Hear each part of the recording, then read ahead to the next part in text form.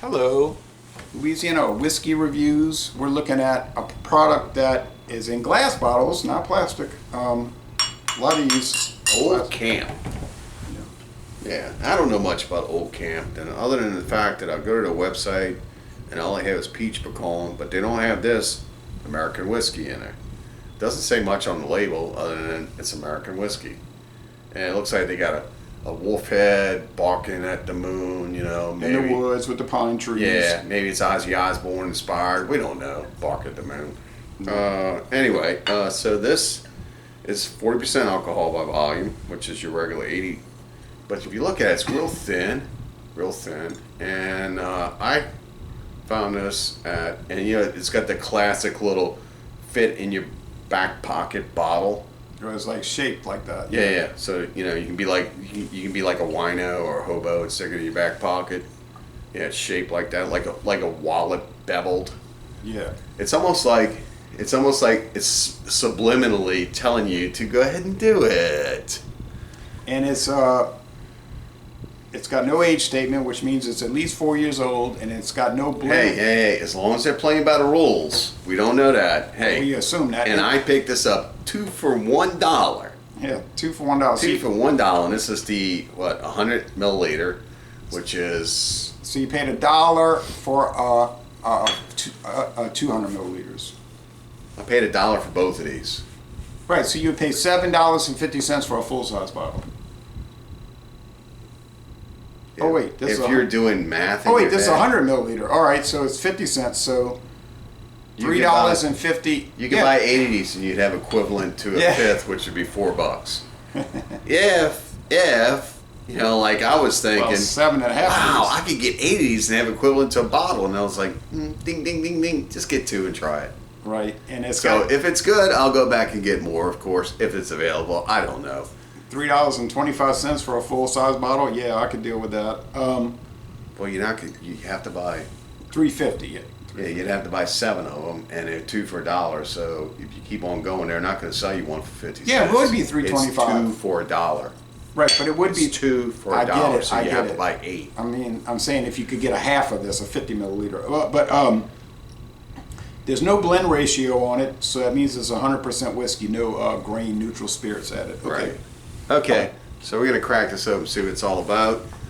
Again, I have never had this. I have. They've had, we've had, congratulations. Thank you. You're welcome. That I have seen this in flavored before, and if you go to their website, they tote the peach pecan, peach and pecan. Ooh, be country, be southern. Did they tout it? Right. Tote it. Tote it means you're carrying something. No, it means they tote it. Like a tote bag.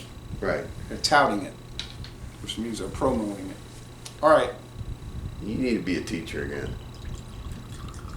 Okay, enough. What is this? All right. So American blended whiskey, interesting thing. American blended whiskey is allowed to have flavoring added, and it's allowed to have coloring added, like caramel, but they don't have to put it on the label. So could this have flavor and coloring added? It's possible. How much did you get? Holy shnikes, man. Jeez, you're going to be drunk in a Cuda Brown. But if you read the regs, they can't exceed 2.5% of the volume with coloring. And usually they use sherry, blending sherry. Can you imagine that? Adding sherry to whiskey? All right. Pretty color. Kind of amber. Well, yeah, I can imagine that because whiskeys in Ireland and Scotland are finished in sherry cask. Sherry cask, yeah. Sherry cask. Oftentimes. Cask. So there is sherry still in the wood that permeates into the whiskey. Yes, I can imagine. Yeah, and American blended, they're allowed to add up to 2.5% sherry. Cheers. Cheers. Okay, well, we didn't do the aroma. It's got a standard whiskey nose. Like corn, a lot of corn, maybe some rye spice. Mm-hmm. It's coming from Lawrenceburg, Indiana, and everybody knows that's Midwest Grain Products, formerly Seagram's Distillery. And it's been around since 1847. That's how old the distillery is. Obviously, it's been updated over the years, but it's not bad.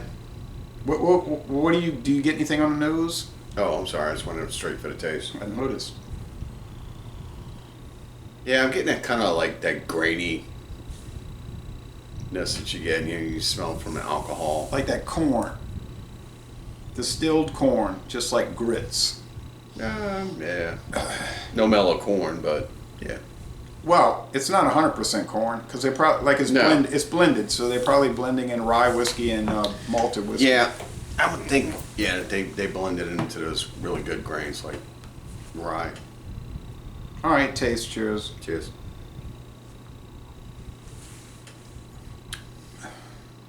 So, first thing I notice, you get the candy corn, and you get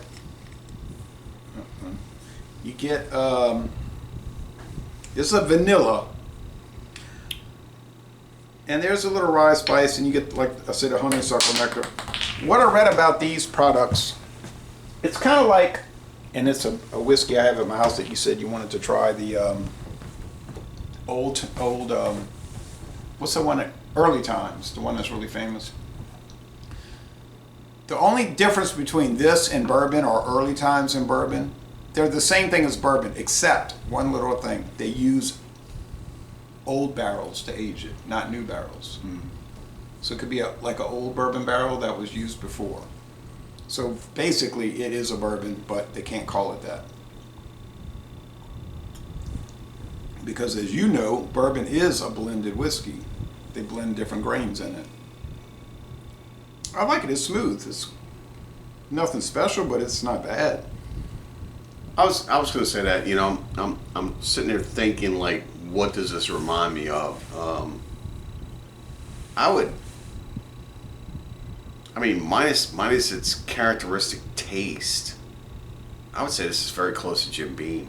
I was about to say the same thing. Minus that characteristic Jim Beam taste, it's the same kind of flavor profile. Now wait, that I don't minus Jim Beam taste. Jim Beam has its own particular flavor profile, just like Jack Daniel's. Well, all these different whiskeys that they make the same over and over and over, and they blend it and they blend it and they blend it. Yeah, but they all have. I'm confused. Like you're saying, it tastes like Jim Beam, except it doesn't really taste like Jim Beam. I'm confused. No, Jim Beam has like a certain taste profile to it. So if you pull that distinct flavor out of it, then it's left with a regular whiskey flavor. It has like a flavor that any whiskey is going to have its own distinct flavor. Yeah, I don't think I really understand what you're saying, but this has like a generic flavor, just like to me a whiskey flavor. It just tastes like whiskey. Yeah, that's what I mean. It's missing a distinct flavor. Like if you pick up Jim Beam and you taste it, okay, that's Jim Beam. Or right. You pick Nothing up really Jack tastes Daniels, like it's Jack Daniels. It's gonna if you taste it, you know what it's gonna be. Taka Vodka is gonna have its own distinct flavor. for good or ill.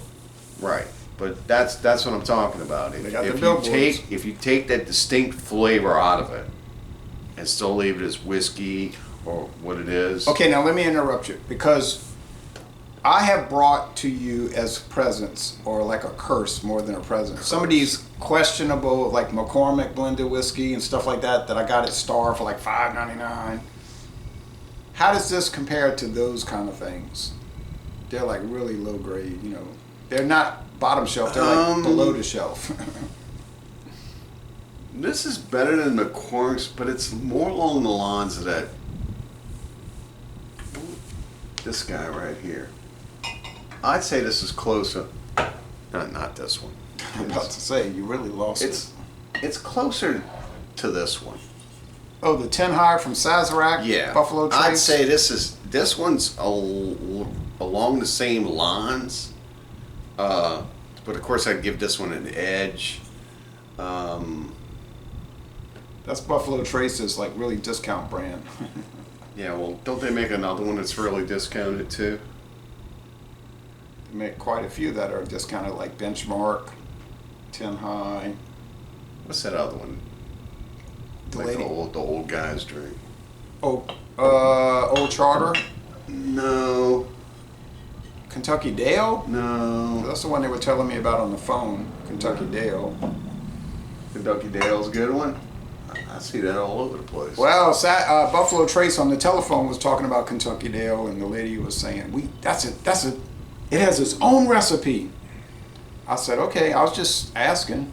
She said, no, we sell a lot of Kentucky Dale. I said, okay. She got offended, like I was trying to say that they were just putting the same label. This has got, it's got like a sugar forward taste to it, and then you can taste the wood. Yeah, you can get the oak. Yeah, like you don't know if somebody just like took a bunch of whiskey and decided to put a bunch of flavoring in it or what have you. Well, let's be honest. The two guys that made this whiskey got together with Lawrenceburg, Indiana, MGP, and said, look, we want a whiskey to taste like this. And they said, okay, and they made it for them. Yeah, these little bottles go quick. These you get 2 drinks out of these things. I mean, 100 milliliter, 50, that's it. And those guys tasted it, and they said, yeah, that's what we want. And so they made it, okay? Now, it may not be made anymore, which is why you got the discount. But overall, y'all might still be able to find it because you found it this week, so that means it's still around. They probably got warehouses full of it. How would you score it overall? Just as a whiskey.